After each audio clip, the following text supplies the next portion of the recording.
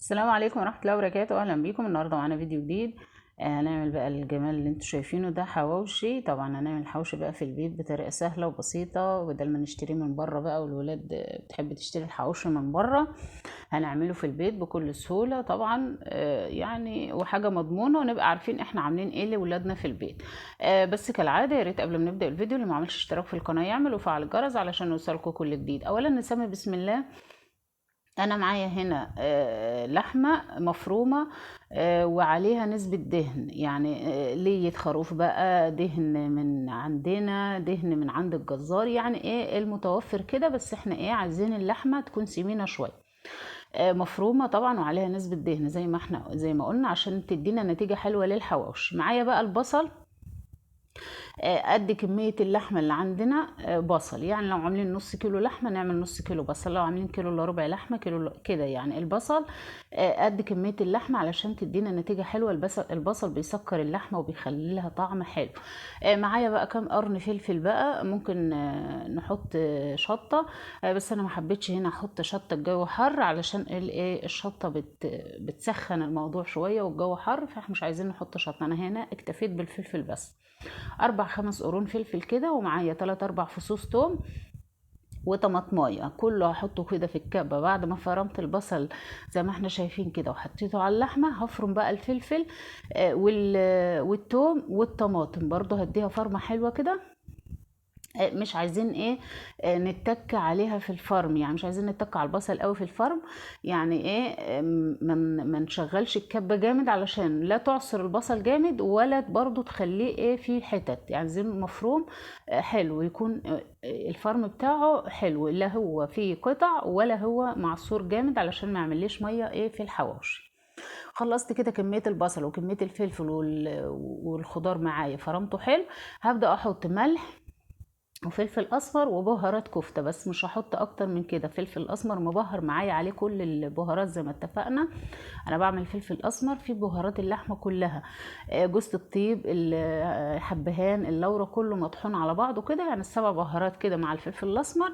وبحطه على اللحمه، وبحط الملح وايه ومعلقه بهارات حواوشي او بهارات كفته اللي متواجد عندنا. ومعايا بقى حبة كزبرة كده مخرطاهم ناعم حلو، مخرطاهم ما فرمتهمش.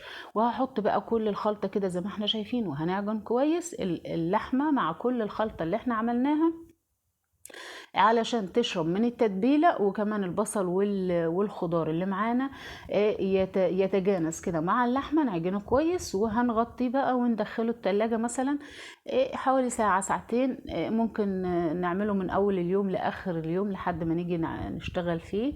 ممكن برضو نعمله على بيات، بس يعني ايه ما بنفضلش في الحر ان احنا ايه نسيب اللحمة وقت طويل بالخضار، علشان الجو حر، مش عايزين ايه تريح والطعم بتاعها يغير معانا. معايا بقى عيش بلدي حلو، بعد ما سيبنا اللحمة ساعتين او 3 في التلاجة.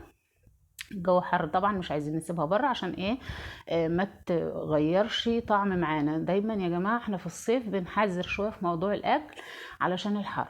معايا بقى عيش بلدي حلو، جايبينه من الفرن، طبعا بيكون ابيض شويه للحواوشي علشان ايه يدينا نتيجه حلوه، ما يتحرقش معانا في التسويه. معايا بقى الصاج اللي هدخله الفرن، هدهنه سمنه، والعيش معايا. هحط بقى الكمية اللي احنا عايزينها. احنا عايزين بقى نكتر نملى العيش جامد، نحط الكمية اللي احنا عايزينها. طبعا الحشو ده اختياري، براحتكم. انا هفرد بقى اللحمة زي ما احنا شايفين في قلب العيش، وهبدأ افرد بقى، ادهن العيش سمنة من فوق ومن تحت يعني. وهدهن الصاج اللي هدخله الفرن برضو هدهنه سمنة علشان ايه الحواوشي ما ينشفش معايا. وطبعا السمنة برضو اما ندهن العيش من كل الجوانب كده، من فوق ومن تحت، السمنة برضو هيدينا نتيجة حلوة، والعيش ما ينشفش معانا ويستوي وياخد لون حلو. فهبدأ بقى احشي. انا بقى هنا عملت ايه، يعني نص الكمية كده بلحمة مفرومة سادة، والنص التاني بجبنة، برضو اختيار الجبنة، يعني لو مش حابين يبقى خلاص لحمة زي ما احنا عملنا اللحمة بتاعت الحواوشي وخلاص. مش حابين حابين يعني نزود شوية او يعني ندلع الحواوشي زي ما بنقول، بنحط له جبنة كده، ميكس جبن زي ما احنا شايفين على وش اللحمة بعد ما نفردها في قلب الرغيف. وهبدأ برضو ادهنه سمنة من فوق ومن تحت ايه، وهحطه في الصاج. دايما افضل ان احنا نحط العيش في الاول على وشه علشان يعني ايه ياخد نتيجة معايا حلوة. هندخله بقى الفرن ونقلبه بقى على الجوانب من فوق ومن تحت كده، ونولع الفرن يبقى مولع من فوق ومن تحت علشان يدينا ايه النتيجة اللي احنا شايفينها كده. ما شاء الله، عايزة اقول لكم خطير يا جماعة. هو لسه سخن بصراحة فمش قادرة امسكه.